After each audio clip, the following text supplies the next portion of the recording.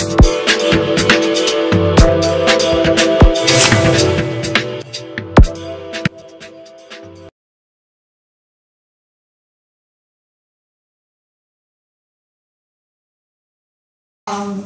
you very much for everyone to come today. My name is, you can call me Zhang for short. So I'm a PhD candidate at Mecca. I'm also part of the Center for Culture and Technology, which is the organizer of this talk. So it's my honor to share my PhD research with you. So my PhD is about digital self-representation of Chinese migrants.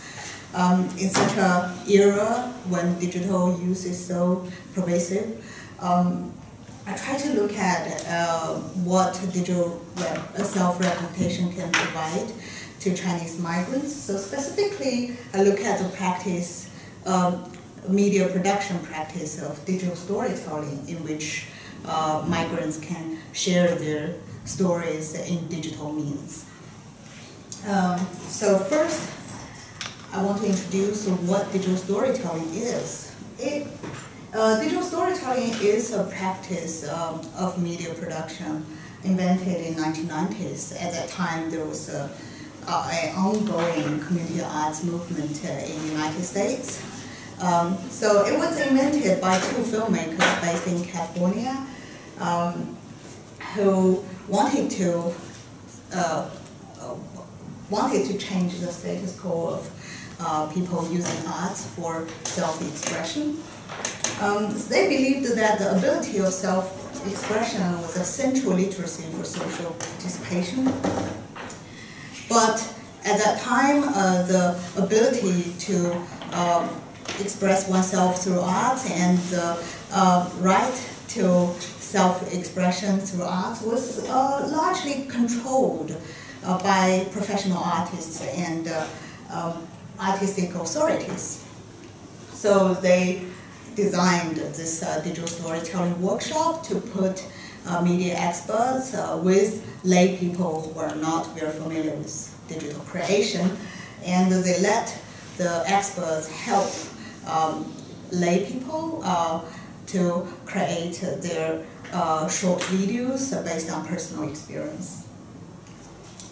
So after they established the Story Center to promote this practice, they found the practice very empowering for different social groups, but mostly in the Western societies. So the practice has been used for advocacy and commercial purposes during the past 2 decades. It has been taken up by activists for various social groups. It has already also inspired industrial innovation. For example, at NAP, for tourism in China was inspired by the idea of digital storytelling. So in the 2009 book, Story Circle, Professor Zhang and Caroline McWilliam called digital storytelling kind of a social movement. So digital storytelling has been used for research. It has grown into an interventional tool to explore the democratization potential of digital narratives for various social groups. For example, Melbourne-based researcher Zhou Tachi went to Southeast Asian countries to use digital storytelling to lift poverty in those local communities. And Queensland-based researchers explore the potential of digital storytelling to give a voice to women in Turkey and to LGBT groups in Australia. So researchers used to be really celebratory about digital storytelling in those discussions. However, in recent years, there has been an increasing trend to look into the complexities of having a voice through digital storytelling.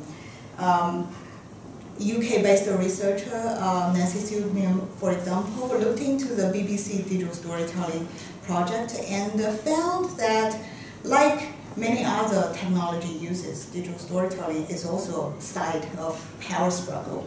So there has been tensions formed in the institutional aspect, the textual aspect, and cultural aspect of the practice.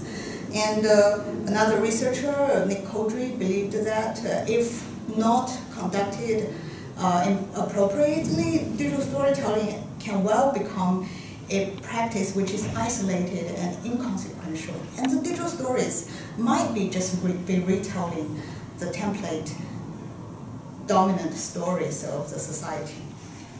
So the researchers start to be more cautious towards the practice. So because I am very interested in the migration activities of Chinese people in China and overseas, so I was curious if digital storytelling can provide opportunities for Chinese people on the move to have a voice. And if there are these opportunities, how Chinese people on the move would take up these opportunities. And if there aren't those opportunities, why would this be? And so I conducted workshops in both countries, Australia and China, with Chinese international migrants and internal migrants. And I set the theme as stay, because stay, translated in Chinese as 停留, is a very neutral word. It can be short, it can be long, it can be about not leaving a place, it can be about status quo in everyday life. So I conducted about 10 workshops and had around 60 participants. Most of them are Chinese. So I think I need to give a bit of introduction on the workshop, because compared to many ways to collect data, especially in qualitative research, the workshop requires long hours devotion from participants.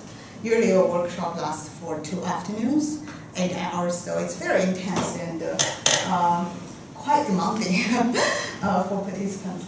So there are 3 parts. The first is story circle exercise. I have participants sit around me with route topics to each participant, and they would take turns to make up stories in response to my topics. For example, make up a story with 3 random words, and it's supposed to be a warm-up exercise, but the confidence and the oral competence trained in that round can be translated into later stages. Second part is the main body of the workshop, video creation. So participants look for photos they feel relevant to the topic in their laptops, Facebook pages, WeChat moments, and then they record their voice narrating a story to the script. Usually they, write a script in advance, and then they combine the sound and the image to make a small movie. And actually most of the time used in this session was for editing. So there was very heavy editing during this session. And after each video was finalized, I played the videos to all the participants in the workshop. So through conducting those workshops, I tried to develop a storytelling approach to digital self-representation. I tried to look at 3 kinds of narratives that emerged in the process of digital storytelling. The first, of course, is a migrant narrative in first person. So I wanted to find out if there were anti-hegemonic stories emerged from their statements on migration in their stories. And I also look at researcher narrative and technology user narrative to see how the roles of researcher and the role of softwares and device played in shaping the self-representation. The workshops contributed to 2 case studies in 2 countries. The first study was a workshop conducted here in Perth. So this story is about a Chinese international student traveling around the country and trying out new experiences. The participation in WA encountered both dynamics and challenges. When I approached Chinese migrants, whether temporary or permanent, or whether professional or coming with a family, or educational, they were very disinterested at hearing the proposal that, oh, you will please come to my workshop. It will be an all Chinese filmmaking workshop on migration. And I think it has two reasons. First is most migrants I approached or enjoyed a kind of an elitist position in Australia, because they don't have any urgent financial or social or ethno-racial stress that they need to address in a video form, or and also they they don't have this. The notion of Chinese migrant is very dispersed. It's very hard to. People would think, oh, are you going to invite Malaysian Chinese? Are you going to? So this idea is very vague. So people don't, even a person likes to be with Chinese, they need to know exactly what kind of Chinese you're going to invite. So, and another reason is that most Chinese, when they came here, they experienced a downward social mobility. So they, compared with their previous life in China, they don't have many friends here. So everything costs an effort. Even attending the workshop, some of them need to think about, oh, where should I put my kids during the workshop? Where to take a bus to the Curtin University? So all these actually pose a challenge to their attendance. But it was kind of interesting that some migrants came to me saying that, Zhang, could you hold a workshop or to include some non-Chinese? I'm so interested to meet non-Chinese friends and practice my English. So it proved to be effective, when I said there will be people from different countries in the workshop. And then I did attract a lot of Chinese to come. During the story, and this cross-cultural interaction proved to be, people were really drawn to this English-speaking and multicultural workshop during the round, especially during the round of story circle. People after the games, most Chinese felt that they had a big improvement in self-expression in English, both in their language ability and confidence and social skills. During the video creation, most participants were very devoted, and they were very perfectionist. So before the workshop, they said, oh, I don't have much time to spend on it. And after, when they were in the workshop, they always asked for more time to finalize a video. However, during video creation, when people really have the opportunities to freely interact with each other, Chinese people withdrew into their small Mandarin-speaking group and didn't reach out. So when I asked them, they still said, oh, my English is not good, I'm not good at socializing, and sometimes they would racialize non-Chinese. They would say, next time, could you please invite more native speakers of American and European origins, because their English will be better. And after workshops, there were two participants who came to me separately asking for additional workshops, but one-on-one. So it actually surprised me because I thought they had enough. They had put in enough hours in this process. And they said they really want an extra workshop because they really have a story they really want to make into a video and share with family and friends. So the workshop turned out to be self-sustainable, and it had a brief afterlife. And then, but in the video distribution stage, two participants were quite taken aback from the idea that their video will be played to the whole group, and they said, oh, it's for privacy reasons. Actually, one person made a video about past relationships. It's really a private life, private privacy. But the other person actually did a self-censorship because he made a video quite challenging his home country. So it's his private thoughts, that it's actually not privacy, but his private thoughts that might challenge the authority. The stories made from the workshops, mainly the Chinese participants' stories made in the workshop displayed their life in Australia. According to the content, I classified them into three groups. And the first group is letter stories. It's made by the Chinese young students.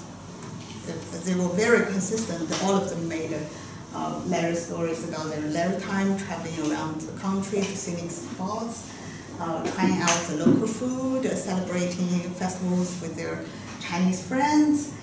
And these stories demonstrate a tourist syndrome, which is a modern lifestyle proposed by Zygmunt Bauman. So they were uncertain if they could stay here after they graduate. So they didn't get very engaged with the local community, and they didn't grow very attached to Australia. And for me, they really looked like tourists rather than students. The second group of stories is autobiographical stories made by professional migrants. So these stories are much more aspirational. It's about life journey, which took them to Australia and took them to personal achievements. So they recounted their life experience back to when they were in China and back to when they first came here. The third group is called anecdotal stories. It's about small encounters and happenings, which they told in such a humorous and self-laughing manner. Actually, these stories were mostly about adversity, were the only stories about adversity. So they encountered a lot of hardships and difficulties in life, but they were still positive about life here. For example, a lady told about her mispronouncing honey as holy, mistaking dog food as human meal when she first came here. Yeah, so they were the humorous stories. So combining, the three groups, I argue that these stories demonstrate an agency view that spoke back to the entrenched welfare view on international migration. These stories show that their storytellers are not dependent on the socio-economic gains from the society, or dependent on any, on the government or on any people. They showed they were very independent. They can grapple with the difficulties on their own. They broaden their own visions. They pursue their own careers. And for me, these stories are very much less heard in Australia, for example, and Western societies at large. So then I move on to the second case study, which was done in Zhejiang, China. Zhejiang is a province, one of the wealthiest provinces in China.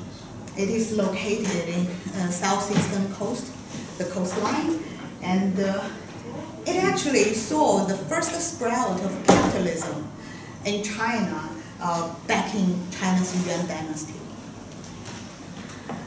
So many students came to a university. So in this case study, I recruited mainly inter-provincial students who moved from one province to another, and they were all from one university located in Zhejiang province.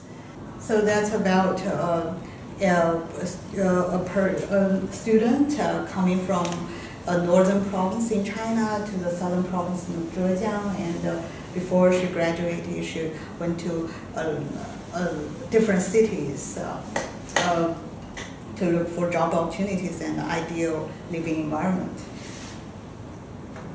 So participation also met some challenges, but besides challenges, I think the dynamic was more important because actually since 1978, when China resumed its college entrance exam, university students actually became a very substantial portion of domestic migrants flooding into different major cities in China, and became the very important workforce in those cities.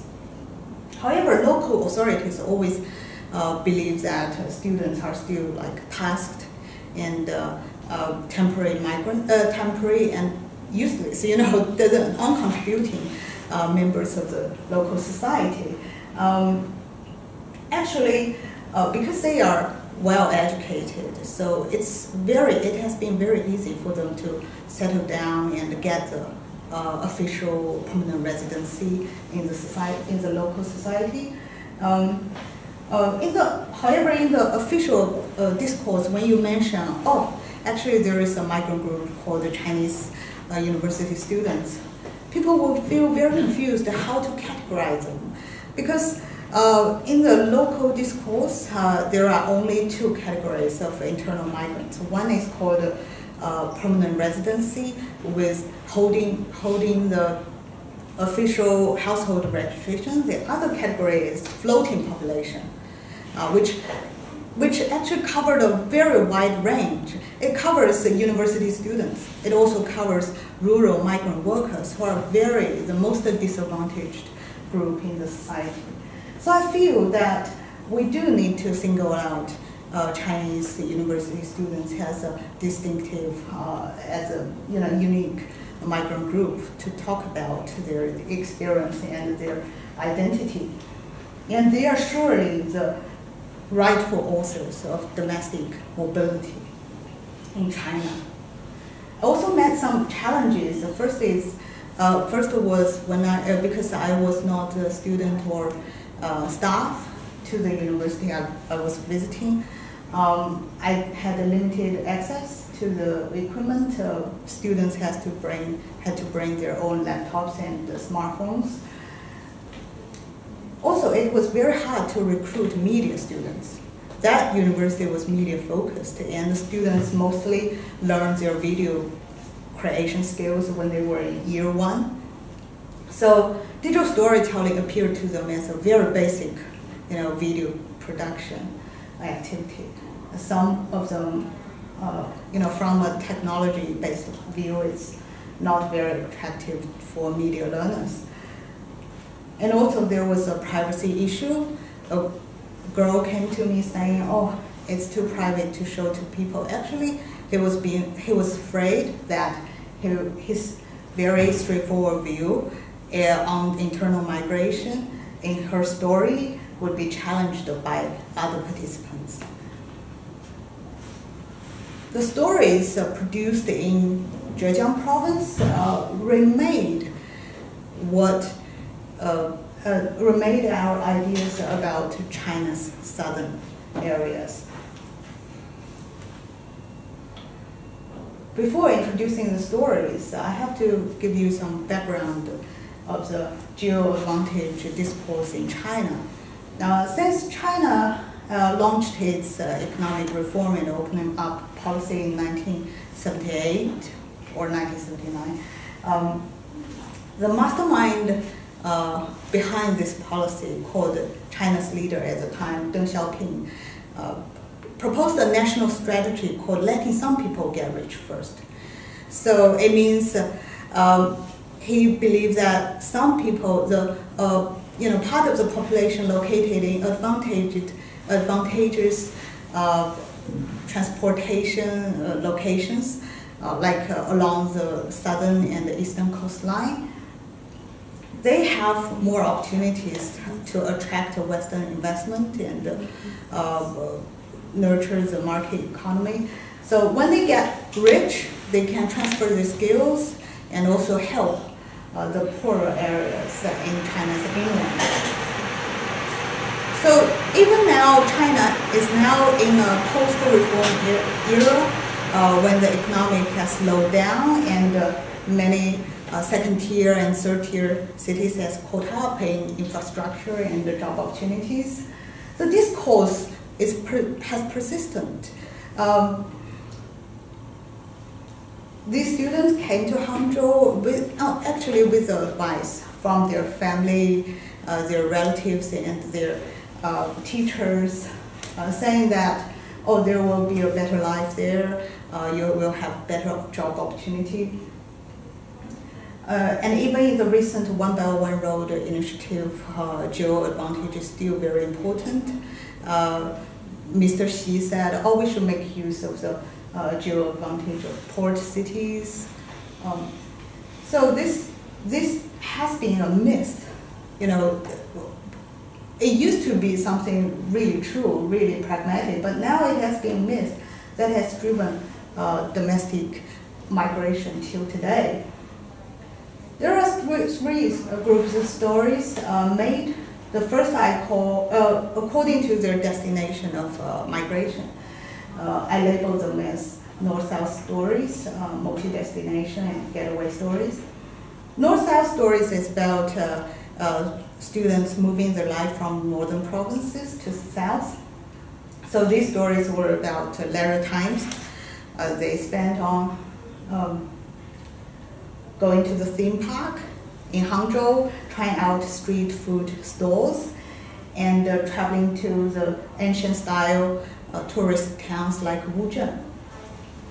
They were looking for the cultural south, southern culture, which was very, which was renowned for its being very delicate, very reserved, and but actually through their stories, the distinctive southern culture was nowhere to see. It was all about the consumerist style of spending on, products, and actually the landscapes were all the, product, the outcome of globalization and China's engagement with the market economy. For example, the street food stores and theme parks one girl encountered in Hangzhou can also be found in her home city in Qingdao. The second group of stories is multi-destination stories.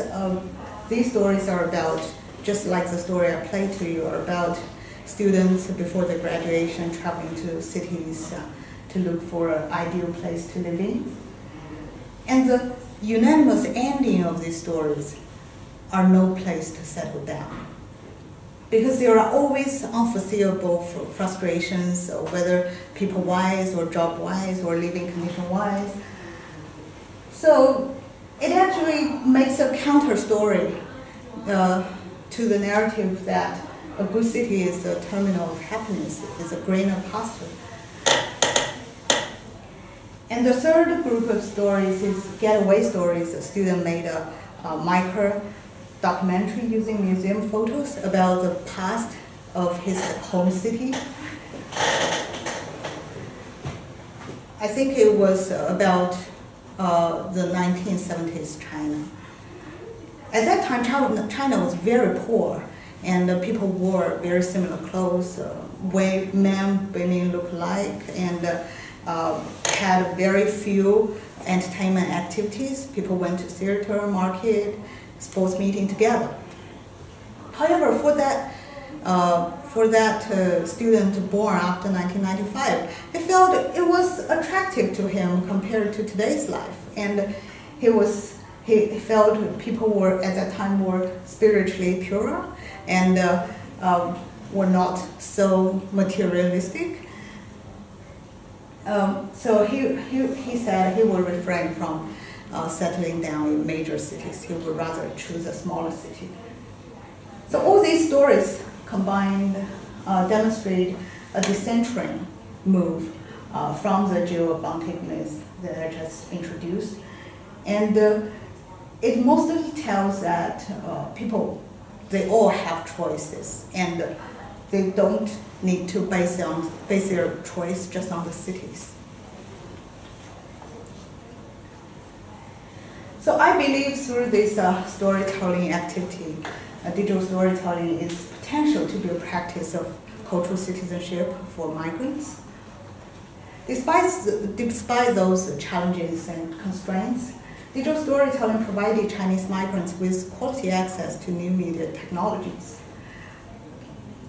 So when I asked them to use their original voice and original photos, actually their creativity and originality and their unique voice was guaranteed.